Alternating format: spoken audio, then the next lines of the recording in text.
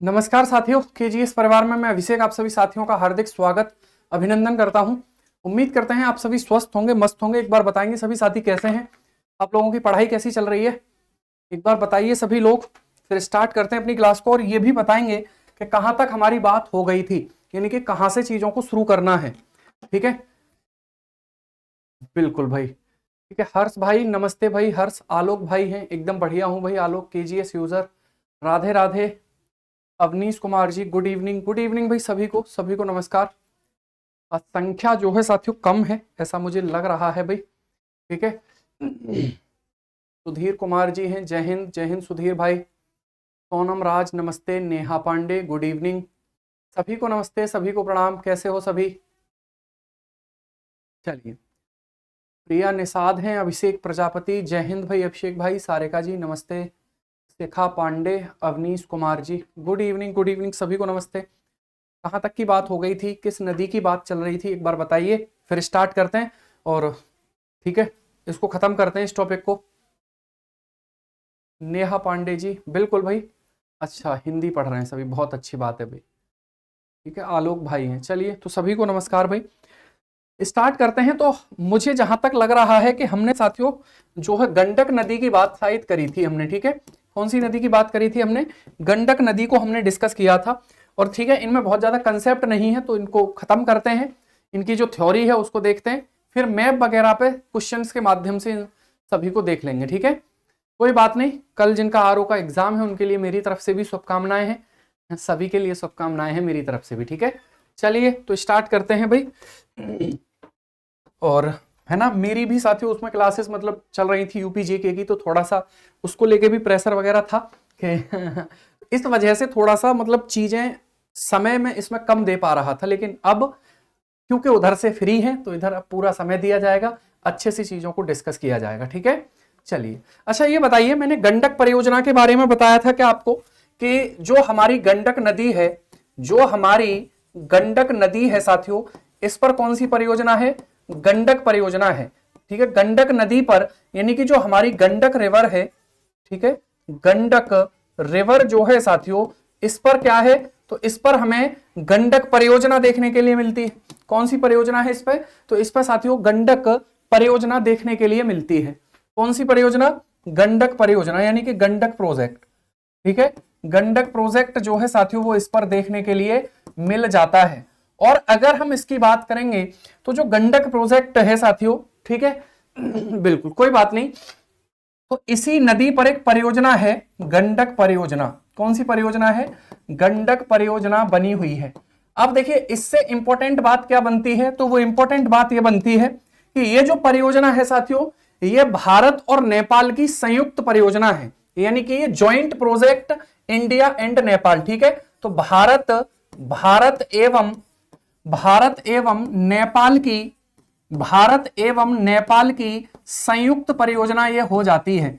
भारत एवं नेपाल की संयुक्त परियोजना जो है साथियों हमारी कौन सी होगी? तो भारत एवं नेपाल की संयुक्त परियोजना हो जाती है, यानी कि ये ज्वाइंट प्रोजेक्ट है। कैसा प्रोजेक्ट है? ज्वाइंट साथियों प्रोजेक्ट ये हो जाता है, तो इंडिया एंड नेपाल का। ठीक है, ज्वाइंट प्रोजेक्ट ये होगा किसका साथियों? तो इंडिया का और किसका? तो नेपाल का। और किसका साथियों? तो नेपाल का। ये संयुक्त परियोजना हमें देखने के लिए मिलती है, पहला पॉइंट। अगला पॉइंट ये होगा जो इंपॉर्टेंट है। ठीक है, अगला पॉइंट ये होगा कि ये जो परियोजना है ये उत्तर प्रदेश तथा बिहार की संयुक्त परियोजना है। उत्तर प्रदेश तथा बिहार की संयुक्त परियोजना हो जाती है। उत्तर प्रदेश तथा बिहार की संयुक्त परियोजना साथियों हो जाती है। क्लियर हुई बात? तो ये भी बात हमें यहां पर ध्यान रखनी है कि ये ज्वाइंट प्रोजेक्ट है उत्तर प्रदेश तथा बिहार का। महाराजगंज हो गया, कुशीनगर हो गया, देवरिया हो गया, बलिया हो गया, है ना, और ये सिद्धार्थनगर हो गया, ये जो जिले हैं वो इस परियोजना से लाभान्वित होते हैं। ये जो जिले हैं साथियों, ये जिले इस परियोजना से क्या होते हैं? ये इस परियोजना से सिंचाई के लिए साथियों फायदा लेते हैं, पानी लेते हैं। ठीक है, तो आई होप आपको यहां तक की बातें क्लियर हुई होंगी। अब चलते हैं अगली नदी पर, और अगली जो हमारी नदी होगी साथियों उसको हम देखते हैं। ठीक है, अगली जो हमारी नदी होगी उसको हम देखते हैं। क्लियर? तो ये मैंने बताया भी था कहां से ये उत्तर प्रदेश में प्रवेश करती है और क्या इसके कंसेप्ट हो जाते हैं। अब देखिए अगली जो नदी होगी साथियों हमारी, वो नदी होगी शारदा नदी। कौन सी नदी होगी? वो नदी होगी साथियों शारदा नदी। ठीक है, तो अगली हेडिंग लगाएंगे शारदा नदी। अगली हेडिंग लगाएंगे साथियों कौन सी? तो वो लगाएंगे शारदा नदी। शारदा नदी है ना भाई, शारदा रिवर। शारदा रिवर जो है साथियों वो हमारी अगली हेडिंग हो जाती है। अगर हम शारदा रिवर की बात करते हैं तो समझिए इसको साथियों काली नदी या फिर महाकाली नदी भी इसको कहा जाता है। यानी कि इस नदी के अन्य नाम क्या हैं? इस नदी के अन्य नाम है ना क्या हो जाएंगे? तो इस नदी के जो अन्य नाम है, ठीक है, इस नदी के जो अदर नेम है साथियों वो क्या है? तो इसको काली नदी भी कहा जाता है। क्या कहा जाता है इसको साथियों? काली नदी, काली नदी, या फिर इसको महाकाली नदी के नाम से भी जाना जाता है, या फिर इसको साथियों महाकाली नदी के नाम से भी जाना जाता है। यह भी बात आपको यहां पर ध्यान रखनी है कि काली और महाकाली नदी इसको कहा जाता है। क्लियर?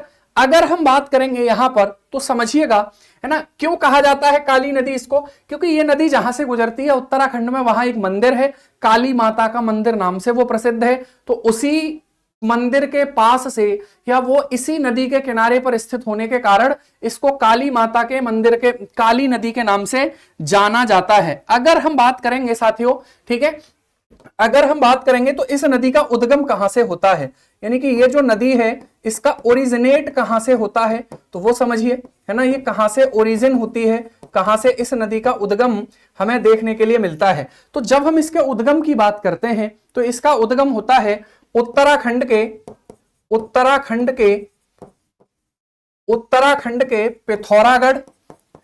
पिथौरागढ़ जिले से, है ना, पिथौरागढ़ जिला है और स्थान कौन सा है साथियों? काला पानी। कौन सा स्थान है? काला पानी, है ना, नामक स्थान से यह नदी निकलती है। काला पानी नामक स्थान से इस नदी का क्या होता है? उद्गम साथियों होता है। काला पानी नामक स्थान से इस नदी का क्या होता है? उद्गम होता है। क्लियर हो गई बात यहां तक, है ना भाई? काला पानी विवाद किसके साथ है? हमारा भारत और नेपाल के साथ है। सोगोली संधि किसके साथ है? भारत और नेपाल के साथ हुई थी। ठीक है, लिम्पिया धुरा जो विवाद है वो सब नेपाल के साथ ही हमें देखने लेते हैं। यानी तीन प्रमुख मुद्दे, ठीक है, तीन प्रमुख मुद्दे जो हैं साथियों। नहीं देखिए, ये मैनपुरी में नहीं बहती, है ना, मैनपुरी में ये नदी नहीं बहती, क्योंकि मैनपुरी जो है वहां पर ये नदी नहीं बहती है ना, बिल्कुल ये वो नदी नहीं है भाई, है ना। ठीक है, मैनपुरी वाली ये नदी नहीं है, ध्यान रहे। अगर हम बात करेंगे अगले पॉइंट पर तो समझिएगा, ठीक है, समझना भाई, ध्यान से समझिएगा।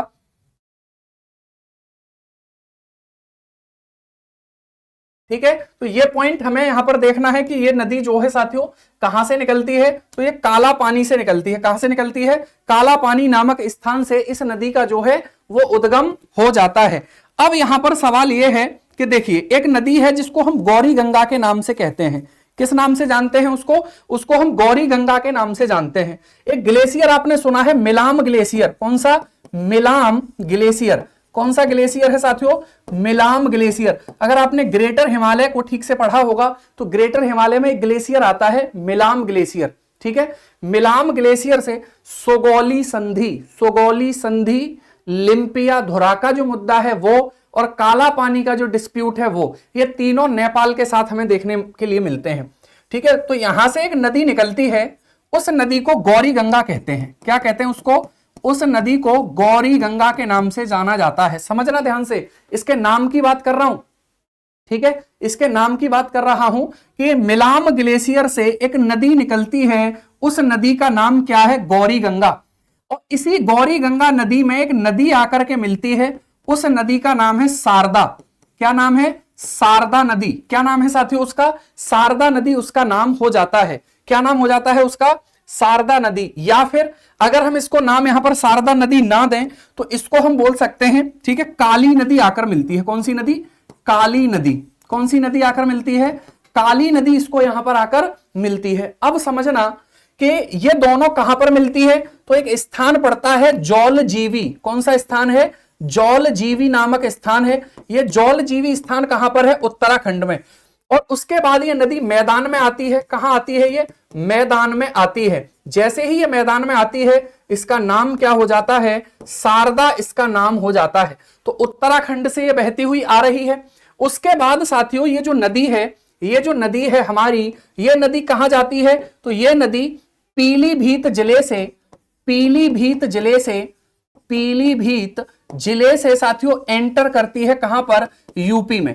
कहां पर एंटर करती है? यूपी में। तो यह सवाल भी पूछा गया है कि जो शारदा नदी है वो किस जिले से यूपी में एंटर करती है? तो वो साथियों हमारी एंटर करती है पीलीभीत जिले से। क्लियर हो गई बात यहां तक? अरे बताओ भाई, यहां तक कोई दिक्कत किसी को?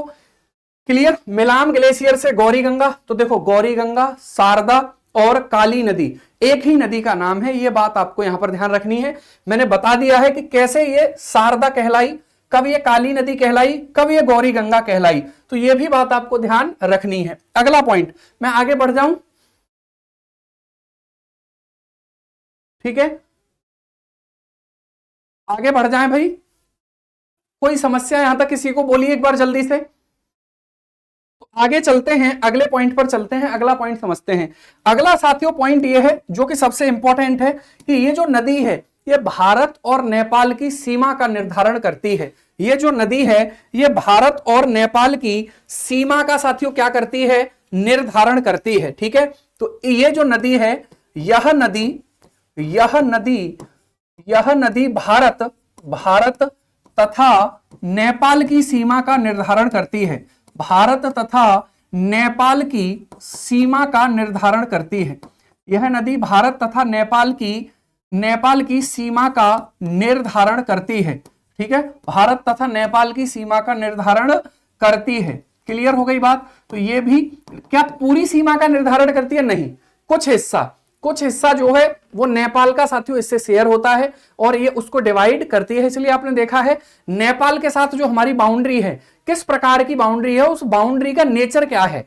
आर्टिफिशियल है, नेचुरल है, या फिर किस प्रकार से है? बताइए भाई। ठीक है, बताइए भाई। तो अगर हम बात करेंगे तो उसका नेचर साथियों हमसे पूछा जा रहा है। जैसे अगर हम इंडिया और म्यांमार की बात करेंगे तो कैसी सीमा है इंडिया और म्यांमार के बीच में? तो आपको पता ही है नेचुरल सीमा है। अराकान योमा जो कि हिमालय का ही विस्तार माना जाता है, वहां से वो देखने के लिए मिल जाती है। ठीक है, अब आते हैं अगले पॉइंट पर, समझिएगा। इस नदी की लंबाई कितनी है? इस नदी की लंबाई, तो देखिए लंबाई में साथियों बड़ा डिस्प्यूट रहता है अलग अलग तरीके से, लेकिन इसकी लंबाई 350 किलोमीटर के आसपास है।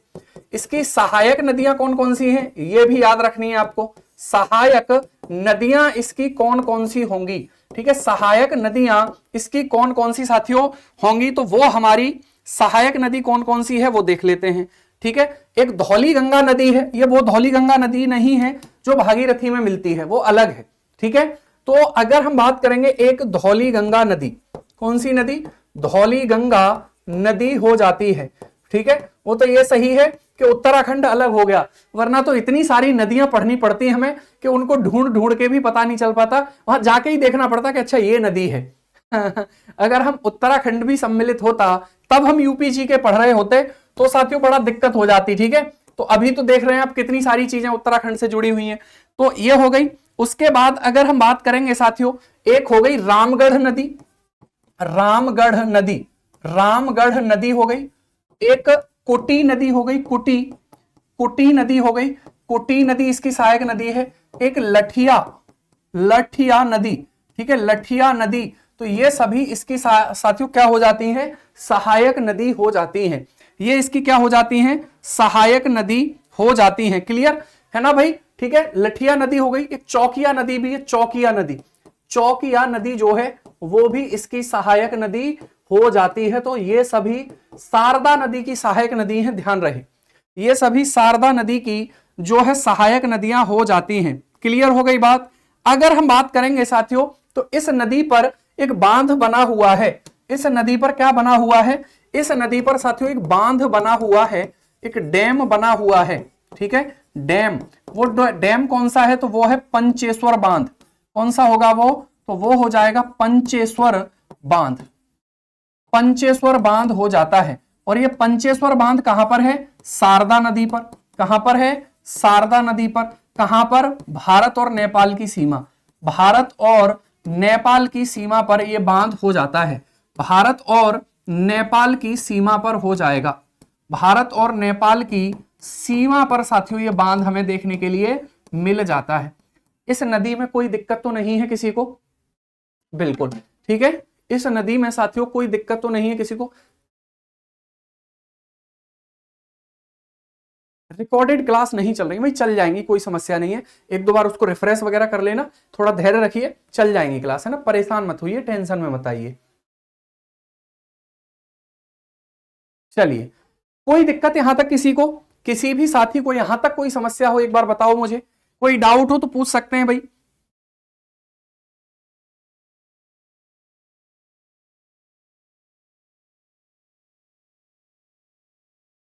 ठीक है, ठीक है भाई, चलिए क्लियर। तो आगे चलते हैं, अगली नदी हेडिंग लगाते हैं, ठीक है, अगली नदी साथियों हेडिंग लगाते हैं। देखो अगली नदी जो हमारी होगी वो होगी राप्ती नदी। कौन सी होगी? राप्ती नदी। ठीक है, कौन सी हो जाएगी? वो हो जाएगी राप्ती नदी। अगर हम राप्ती नदी की बात करेंगे तो समझिएगा, राप्ती नदी को हम एक बार देखते हैं कहां से निकलती है। ठीक है, तो ये साथियों राप्ती नदी की जब हम बात करते हैं, ठीक है, इस नदी का उद्गम कहां से होता है? ये हमारी कौन सी नदी है? राप्ती रिवर। राप्ती रिवर। अगर हम राप्ती नदी की बात करते हैं तो इस नदी का उद्गम कहां से होता है? इस नदी का उद्गम कहां से होता है? तो अगर हम इसके उद्गम की बात करेंगे तो धौलागिरी, है ना, धौलागिरी जो माउंटेन है।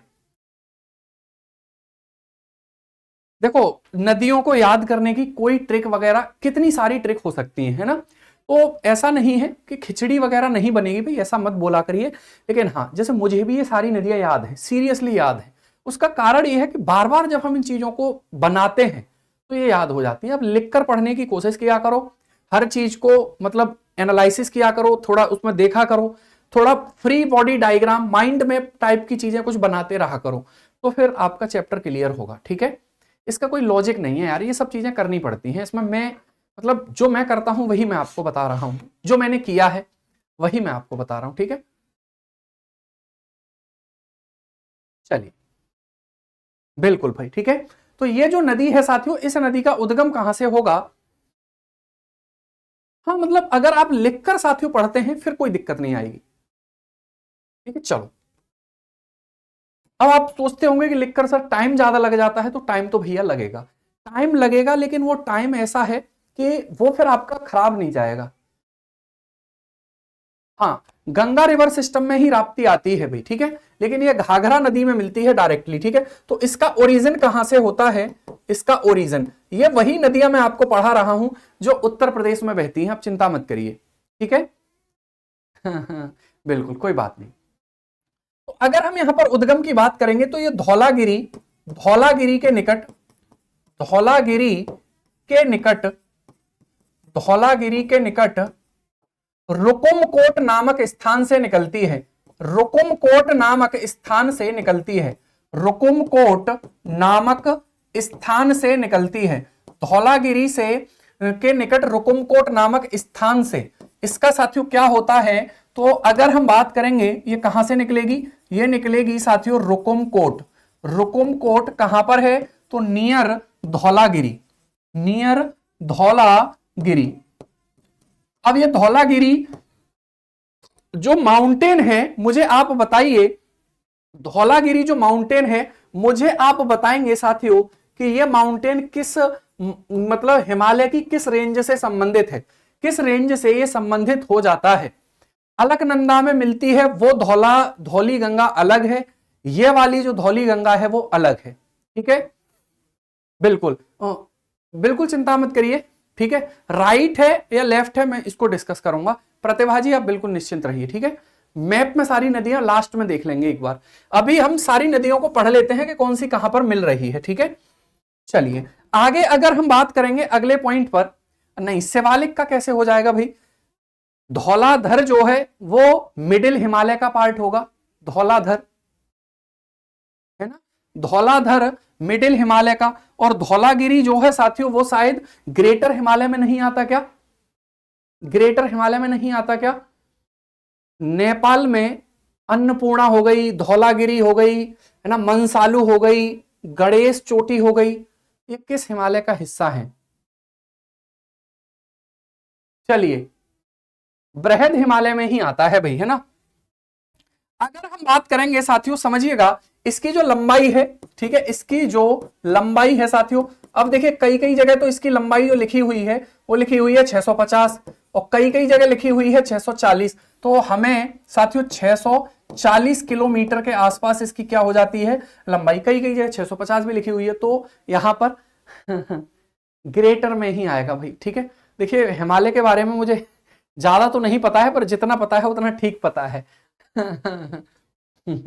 ठीक है, चलिए, तो ये सभी चोटियां बृहद हिमालय में आती हैं, ये बात आपको ध्यान रखनी है, ठीक है। धौलाधर मध्य हिमालय में आती है, यानी कि लेसर हिमालय में आती है। आगे चलते हैं, अगले पॉइंट पर अगर हम बात करेंगे साथियों, ठीक है, तो इसकी सहायक नदियां कौन सी हैं? इसकी सहायक नदियां, इसकी सहायक नदियां, इसकी सहायक नदियां, तो एक रोहिणी नदी है। कौन सी नदी है? एक रोहिणी नदी है, ठीक है। रोहिणी एक नदी है साथियों, रोहिणी नदी, तो रोहिणी इसकी सहायक नदी है, रोहिणी नदी, ठीक है। एक बूढ़ी गंडक इसकी सहायक नदी है, बूढ़ी गंडक नदी इसकी सहायक नदी है, ठीक है। कौन सी नदी? बूढ़ी गंडक नदी इसकी सहायक नदी हो जाती है राप्ती नदी की।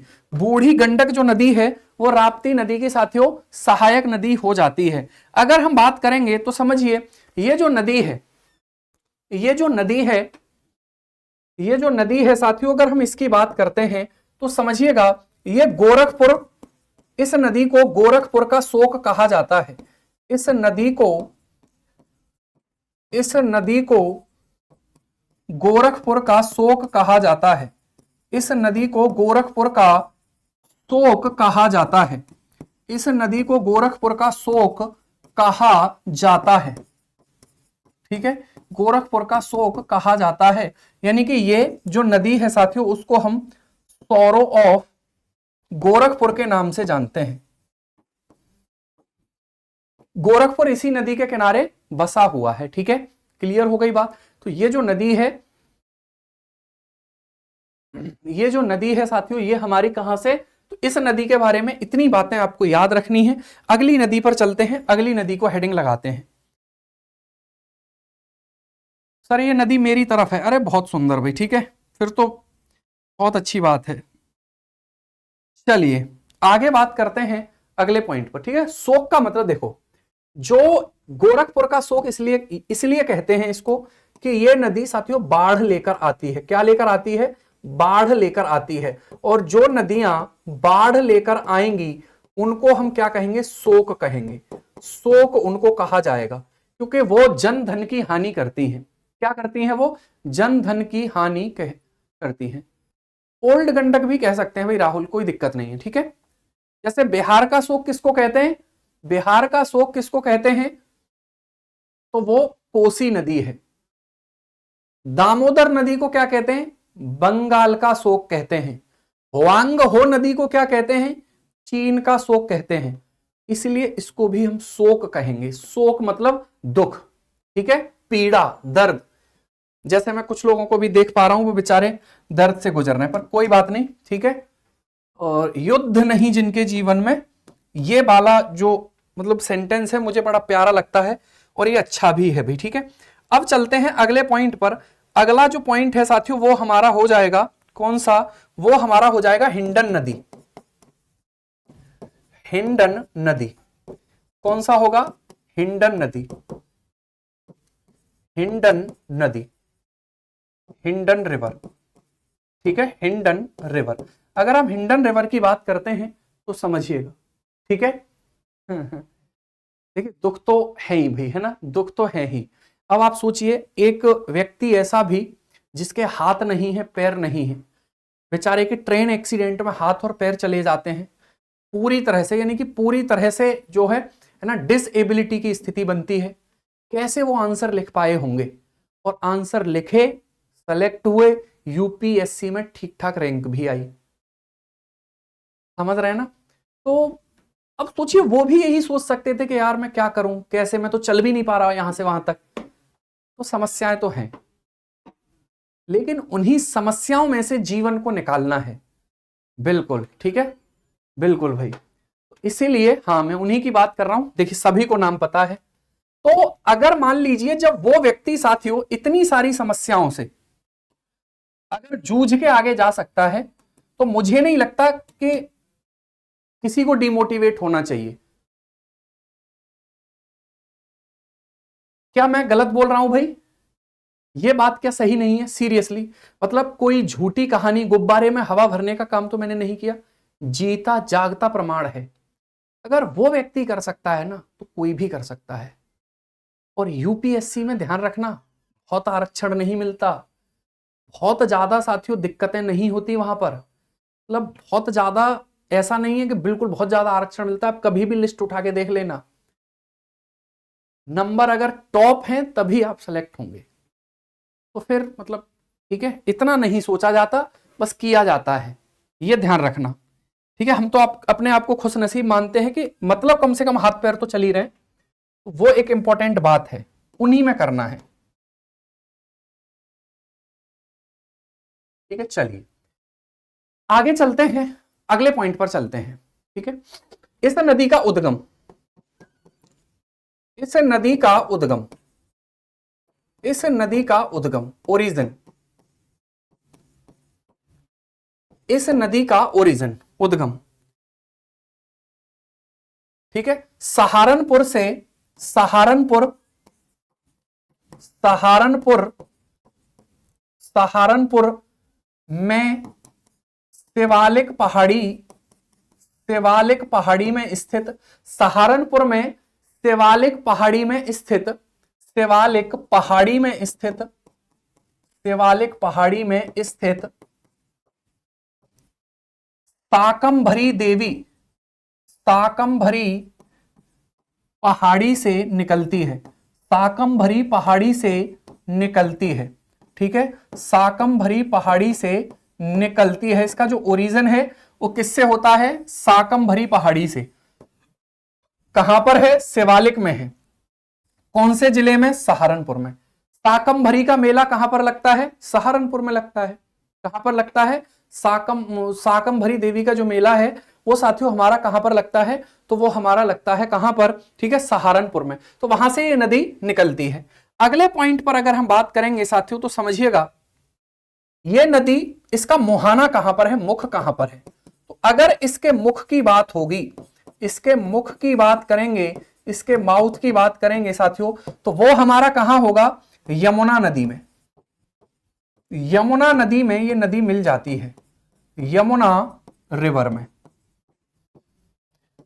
सर किस जिले में मिल जाती है ये यमुना नदी में? तो ये गौतम बुद्ध नगर या नोएडा में ये यमुना नदी में मिल जाती है। गौतम बुद्ध नगर, गौतम बुद्ध नगर, या फिर मैं ये कहूं नोएडा में ये नदी मिल जाती है, यमुना नदी में। ठीक है, हिंडन नदी की बात हो रही है। किस नदी की बात हो रही है? हिंडन नदी की बात हो रही है। अगर हम बात करेंगे अगले पॉइंट पर, तो वो समझिए। ठीक है, अगले पॉइंट पर साथियों समझिएगा, ये नदी किन जिलों से प्रवाहित होती है? ये एक इंपॉर्टेंट बात होगी।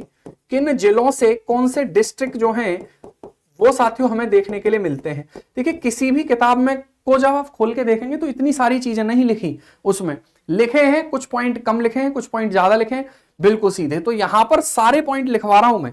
ठीक है, जितने संभव हो सकते हैं। तो जिलों की अगर हम बात करेंगे तो सहारनपुर, सहारनपुर, सहारनपुर से तो निकलती है बागपत, बागपत, बागपत के बाद मेरठ, बागपत के बाद क्या आ जाएगी? मेरठ में आ जाएगी। ठीक है, कहां आ जाएगी? मेरठ में आ जाएगी। उसके बाद नोएडा, नोएडा, गाजियाबाद, गाजियाबाद, शामली, शामली आदि जिलों में प्रवाहित होती है। इतने जिलों में साथियों ये क्या होती है? प्रवाहित हो जाती है। क्लियर? शाकंभरी देवी पहाड़ी मैंने लिखी है भाई, शाकंभरी देवी पहाड़ी मैंने लिखी है। ठीक है, ये हमारे जिले हैं साथियों। कौन से जिले हैं? तो ये हमारे जिले हो जाते हैं। ये मैंने लिखी है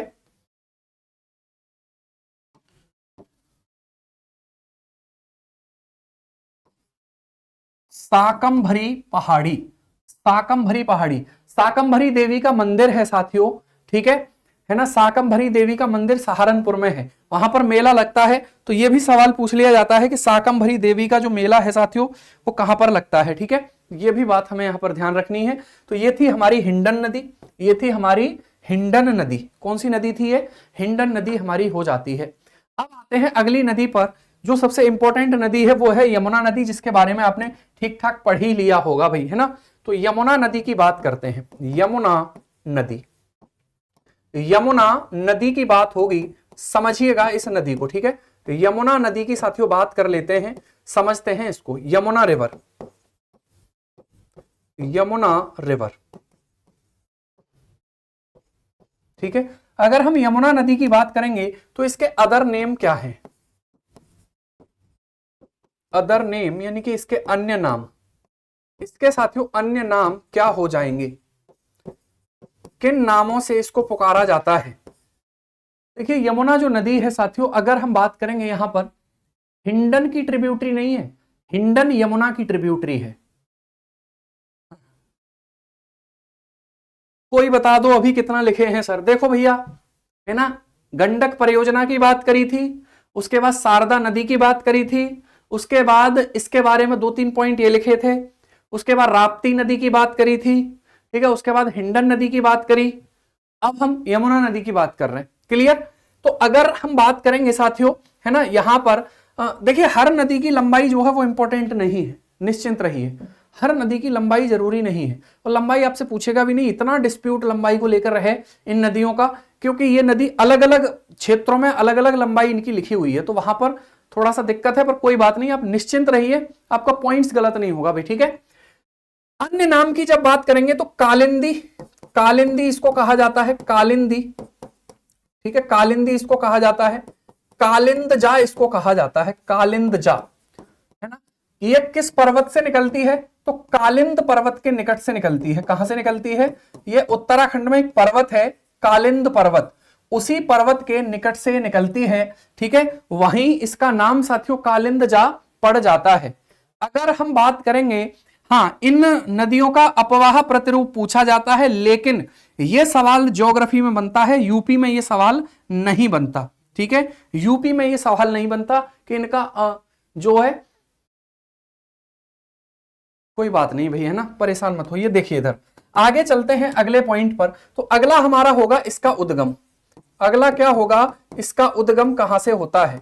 इसका उद्गम, इसका ओरिजिन कहां से होता है, ठीक है। तो इसका ओरिजिन जो है साथियों, अगर हम इसके ओरिजिन की बात करेंगे, बंदरपूंछ श्रेणी के, बंदरपूंछ श्रेणी के, बंदरपूंछ श्रेणी के पश्चिमी ढाल, पश्चिमी ढाल, पश्चिमी ढाल, बंदरपूंछ श्रेणी के पश्चिमी ढाल यानी कि वेस्टर्न स्लोप, वेस्टर्न स्लोप, पश्चिमी ढाल पर, पश्चिमी ढाल पर स्थित, स्थित यमुनोत्री ग्लेशियर से, यमुनोत्री ग्लेशियर से निकलती है, यमुनोत्री ग्लेशियर से निकलती है, ठीक है।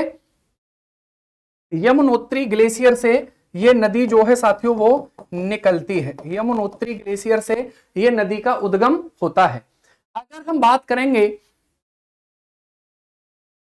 ठीक है, अगर हम बात करेंगे साथियों समझिएगा, ठीक है, अगर हम बात करेंगे तो अगला हमारा जो पॉइंट होगा वो होगा साथियों इसका मोहाना, ठीक है। इसका मोहाना कहां पर होगा? इसका मुख जो है वो साथियों हमारा कहां पर होगा, इसकी हम बात करते हैं, ठीक है।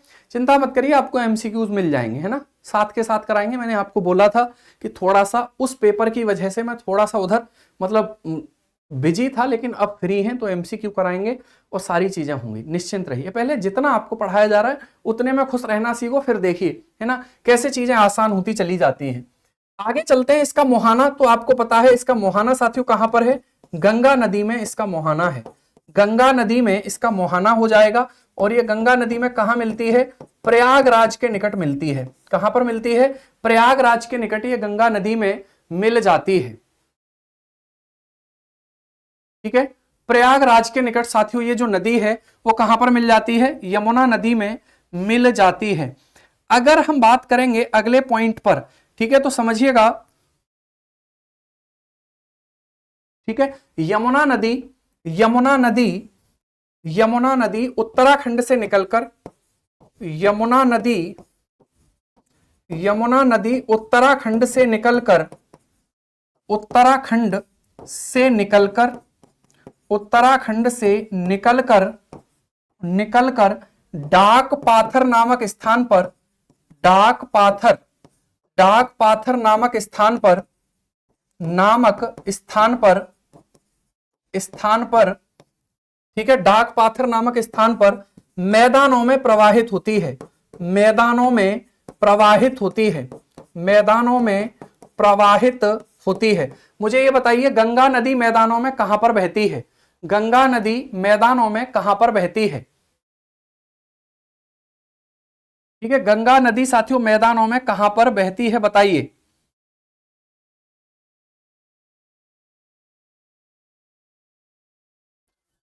सरस्वती रिवर का नहीं पढ़ना है क्योंकि वो विलुप्त हो चुकी नदी है।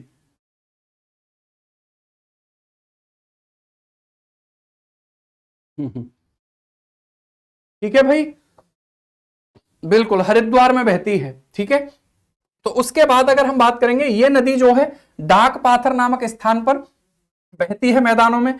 अगर हम अगले पॉइंट पर बात करेंगे, ये नदी, ये नदी सहारनपुर, सहारनपुर से, सहारनपुर से, सहारनपुर से मैदानों में प्रवेश, सहारनपुर से यूपी में प्रवेश करती है। सहारनपुर से यूपी में प्रवेश करती है। सहारनपुर से यूपी में प्रवेश करती है। ठीक है, सहारनपुर से साथियों ये किस में प्रवेश करती है? यूपी में इसकी एंट्री होती है। काली पर्वत लिखा हुआ है, कहां पर है भाई?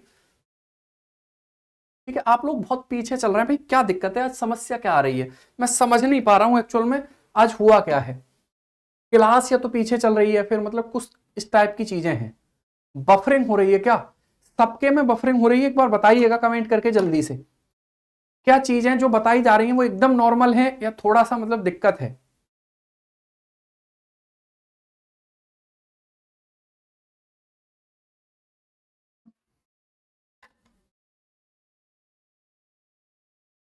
संख्या भी आप लोगों की काफी कम है। ठीक है, और मतलब हताशा, निराशा, वही सारी चीजें हमें दिख रही हैं। सब सही है। ठीक है, चलिए,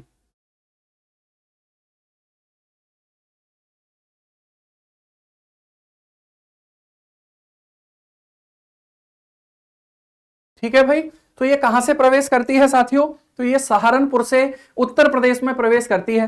सवाल भी पूछ सकता है कि सहारनपुर के किस ग्राम से जो है साथियों ये यूपी में प्रवेश करती है? तो सहारनपुर का गांव जो है मैं यही लिख देता हूं कि जो गांव है साथियों वो है फैजाबाद ग्राम। फैजाबाद ग्राम। ठीक है, कौन सा गांव है? फैजाबाद ग्राम से ये साथियों प्रवेश करती है। कहां पर? तो उत्तर प्रदेश में। सहारनपुर का जो फैजाबाद गांव है वहां से साथियों ये, ठीक है, ये प्रवेश करती है कहां पर? उत्तर प्रदेश में। आगे चलते हैं, सवाल ये आएगा कि ये जो नदी है, ठीक है, ये जो नदी है साथियों ये कितने जिलों में कितने राज्यों में बहती है? ठीक है, ये कितने राज्यों में साथियों ये प्रवाहित होती है? तो अगर राज्यों की बात करेंगे, राज्यों की अगर हम बात करेंगे साथियों, राज्य, ठीक है, तो अगर हम राज्यों की बात करेंगे तो ये उत्तराखंड से तो निकलती ही है। उत्तराखंड, उत्तराखंड, ठीक है, उसके बाद हरियाणा, हरियाणा और यूपी, हरियाणा और उत्तर प्रदेश, इन तीन राज्यों में साथियों ये प्रवाहित होती है। क्लियर हुई बात? इसकी अगर लंबाई की बात करेंगे तो इसकी जो लंबाई है साथियों उसको क्या कहा जाता है? कितनी लंबाई है? लेंथ है इसकी 1376 किलोमीटर। कितनी है?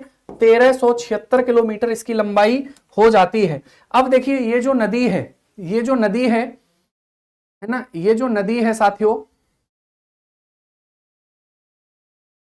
हाँ नहीं मतलब राज्य में दिल्ली भी आएगा, हाँ बिल्कुल सही बात है, केंद्र शासित प्रदेश में आएगा, पर कोई बात नहीं, ठीक है, मैं यहां लिख देता हूं दिल्ली।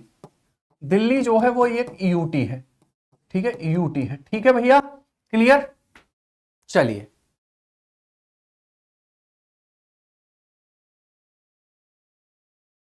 अगले पॉइंट पर चलते हैं।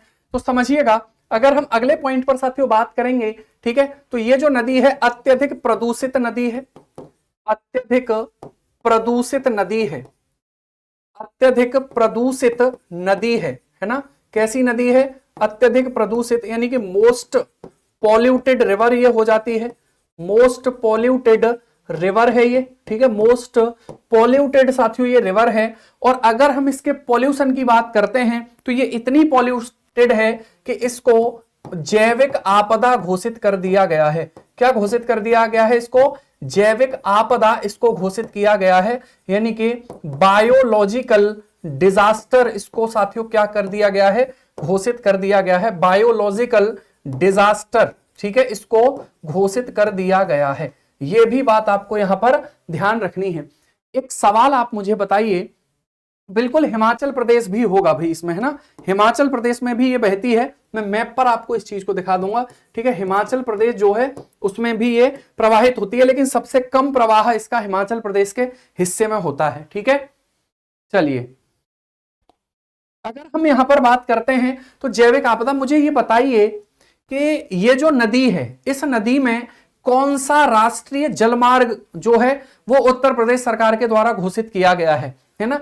इस नदी में साथियों, इस रिवर में, इस नदी में, यानी कि इस रिवर में, ठीक है, नदी में कौन सा साथियों national national national waterway, national waterway घोषित किया गया है। और वो साथियों कहां से कहां तक है? प्रयागराज से, प्रयागराज से वो है हमारा कहां तक? दिल्ली तक। कहां तक है? दिल्ली तक है। बोलिए भाई कौन सा होगा?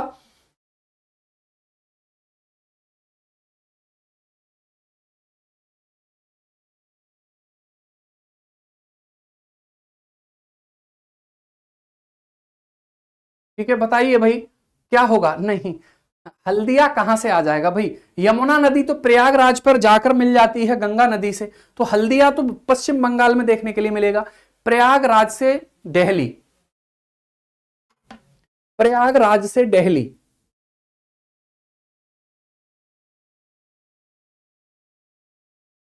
ठीक है।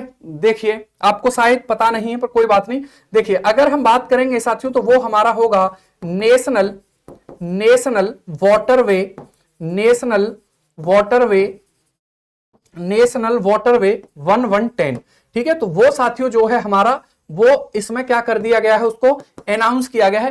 प्रयागराज से हल्दिया तक वो हमारा गंगा नदी में होगा। ये हमारा साथियों कहां है? तो ये हमारा दिल्ली तक है।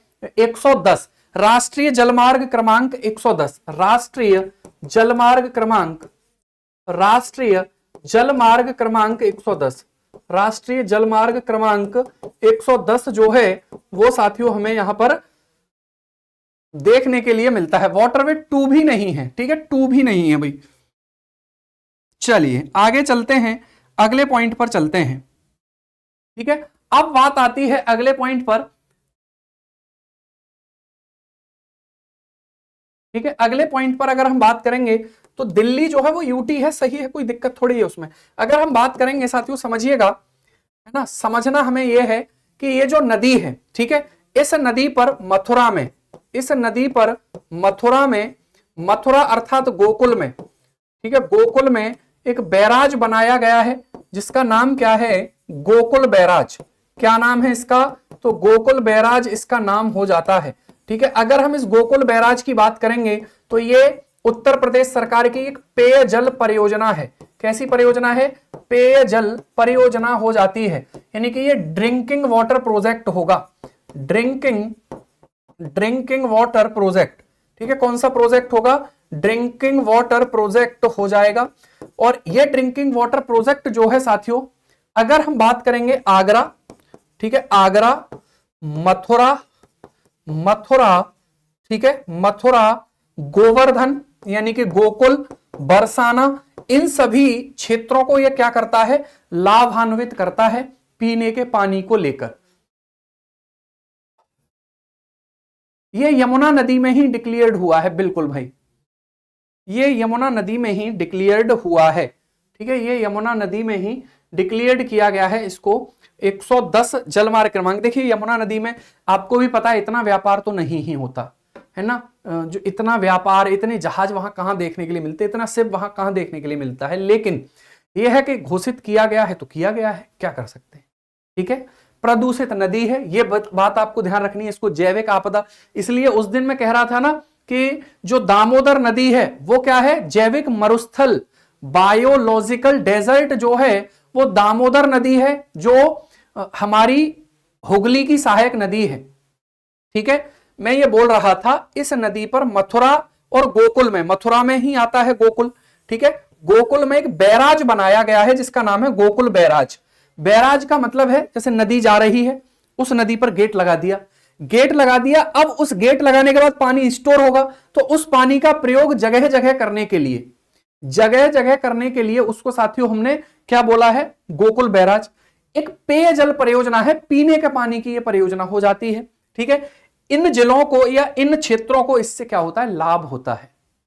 क्लियर हो गई बात भाई, ठीक है। छोटा डैम का मतलब बैराज, हाँ ऐसे कह सकते हैं भाई, छोटे डैम का मतलब बैराज होता है, बिल्कुल।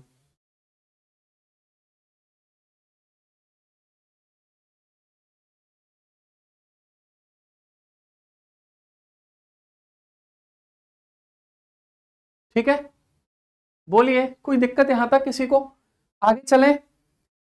कितने पॉइंट अगर आपको पता होंगे ना किसी नदी के बारे में, 5-7 पॉइंट तो अपने आप ही पता चल जाएंगे, फिर चिंता मत करिए, ठीक है। इतने के बाद दिक्कत नहीं आएगी, 2-4 पॉइंट जो मिलते हैं एमसीक्यू वगैरह से मिलेंगे, ऐड कर लेंगे, इसमें क्या दिक्कत है ना। नोट्स जो है हम ये कोशिश करते हैं एक ही बार में पूरे व्यवस्थित बन जाए, कुछ छिटपुट जो चीजें हैं उसमें रहेंगी रहेंगी। अब हमारी ये जिम्मेवारी बनती है कि हम उनको ऐड करते चलें, और जब हम ऐड करेंगे साथियों, इसको खोलेंगे पन्ने को, जब ऐड करने के लिए खोलेंगे याद हो जाएगा, आपको याद करने की भी जरूरत नहीं पड़ेगी, ठीक है। चलो आगे चलते हैं, अगले पॉइंट पर चलते हैं। अगला जो हमारा पॉइंट है साथियों वो समझिएगा, वो होगा इस नदी के किनारे कौन कौन से नगर बसे हुए हैं। इस नदी के किनारे कौन कौन से नगर साथियों बसे हुए हैं, सिटी कौन से हैं, तो देखिए आगरा हो जाएगा, आगरा, आगरा है, दिल्ली है, दिल्ली, ठीक है, दिल्ली क्योंकि अब राजधानी है तो राजधानी के तौर पर देखेंगे तो नगर ही होगा, है ना भाई, ठीक है। उसके बाद साथियों अगर हम बात करेंगे तो समझिए अगला पॉइंट क्या हो जाएगा, फिरोजपुर, फिरोजपुर हरियाणा में है, फिरोजपुर हो जाएगा, ठीक है। मथुरा हो जाएगा, मथुरा, वृंदावन हो जाएगा, वृंदावन, वृंदावन, ठीक है, वृंदावन हो जाता है। तो ये इस नदी के किनारे बसे हुए, प्रयागराज तो कह सकते हैं, लेकिन क्योंकि अब ये प्रयागराज में साथियों यहां पर कहां पर मिल जाती है, तो ये गंगा नदी में मिल जाती है, तो प्रयागराज कहा जा सकता है ना। इटावा जो है, इटावा जिले में ये बहती है, ना कि साथियों इटावा जो नगर है वो इसके किनारे बसा हुआ है, जिला इटावा है।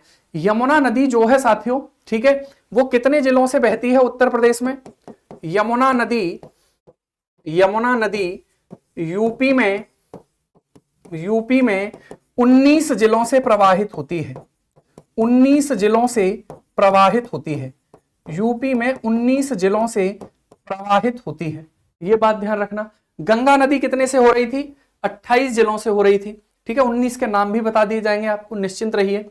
20 या 19 में, वैसे 19 इसका सही आंसर है, कई जगह 20 लिखा हुआ है, लिखवा देंगे, निश्चिंत रहें एकदम, ठीक है। बिल्कुल भाई, चित्रकूट में भी बहती है। आगे अगर हम बात करेंगे, लास्ट पॉइंट है इस नदी का, गंगा और यमुना नदी मिलकर, गंगा और यमुना नदी मिलकर गंगा यमुना का दोआब बनाती हैं, गंगा यमुना का दो आब बनाती हैं, गंगा यमुना का दो आब बनाती हैं, ठीक है। गंगा यमुना का क्या बनाती हैं, दो आब साथियों बनाती हैं, और यही जो दो आब है वो अत्यधिक उपजाऊ है, यही जो दो आब है वो अत्यधिक उपजाऊ हो जाता है, ठीक है। यही जो दो आब है साथियों ये अत्यधिक उपजाऊ हो जाता है। क्लियर। अभिषेक प्रजापति जी एक बार इसको देख लेंगे, 20 या है 19 है, ठीक है, मैं बता दूंगा, निश्चिंत रहिए। क्लियर। तो अत्यधिक उपजाऊ हो जाता है भाई, है ना, इसलिए जो गंगा यमुना के दोआब के बीच में रह रहा है ना, बस वो बिल्कुल सुरक्षित जगह पे है, ना तो वहां भूकंप आएगा ना वहां बाढ़ आएगी, और खेती सबसे ज्यादा होगी। इसलिए गंगा यमुना के दोआब में जमीन के रेट बहुत हाई होते हैं भाई, उसका रीजन ही ये है। ठीक है, इसके किनारे कौन कौन से शहर बसे हुए हैं? शहर, मथुरा आप जाते हैं तो मथुरा के किनारे, मथुरा से ही गंगा नदी बह रही है, वो यमुना नदी सॉरी। ठीक है, और जैसे आप दिल्ली में गए तो दिल्ली के अंदर जो है साथियों वो हमें देखने के लिए मिलती है। चलिए, इतने सारे पॉइंट थे, इसके आगे की नदियां जो होंगी, यहां तक पहले तो कोई समस्या किसी को हो तो बताइए भाई, आपको चीजें समझ में तो आ रही है ना? आपको कुछ नया मिल रहा है या नहीं मिल रहा, पहले तो ये बता दीजिए। ठीक है, देखिए मैं सारी चीजें लिखकर ही साथियों प्रोवाइड कराता हूं, है ना, ताकि कम से कम आप लिखेंगे एक बार अपने हाथ से, फिर रिवाइज करेंगे, एक दो बार और रिवाइज करेंगे तो वो है, ठीक है, ज्यादा चीजें समझ में आती हैं।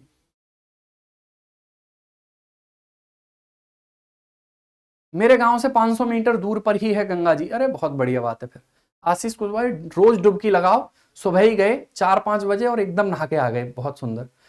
यमुना नदी मेरे गांव से होकर निकलती है। अरे वाह, देखिए, पता नहीं सर जी, एकता तिवारी आज उदास हैं वो काफी, कोई बात नहीं है ना, हर समय खुश रहना भी तो अच्छा नहीं है भाई, कभी कभी उदासी भी ठीक है, ताकि नजर ना लगे, उन चीजों से भी तो बचना है। पूरा सब बैलेंस करके रखना है एकदम, चिंता मत करिए। चलिए ठीक है, तो कल बात करते हैं इसके बाद। और देखिए, इतना परेशान होने की जरूरत नहीं है ना, समस्याएं हैं समस्याएं हैं समस्याएं हैं, लेकिन ये दिन भी आपको याद रहेंगे साथियों कि ऐसे भी मतलब चीजें हमने देखी है ना। पहली वाली स्लाइड लगा देते हैं भाई, ठीक है, पहली वाली स्लाइड जो है वो लगा देते हैं, ये है पहली वाली स्लाइड। रोज डुबकी लगाओ पाप मुक्त हो जाओ, अरे वाह मतलब ये कंसेप्ट तो नया ही होगा भाई।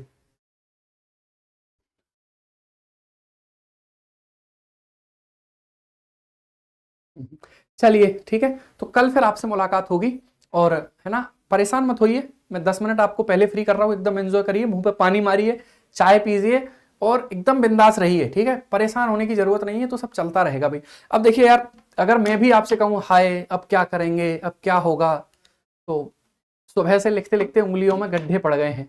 यही गड्ढे आपको पेपर जब आप देकर आएंगे ना, तो फिर आपको महसूस होगा कि बिल्कुल हम ठीक लिख पा रहे हैं। ठीक है, एक मतलब एक इंटरव्यू में देख रहा था, पुराना कोई इंटरव्यू था कि पर डे 3 कॉपियां लिखते थे, 3 पेपर लिखते थे, 3 पेपर का मतलब 9 घंटे।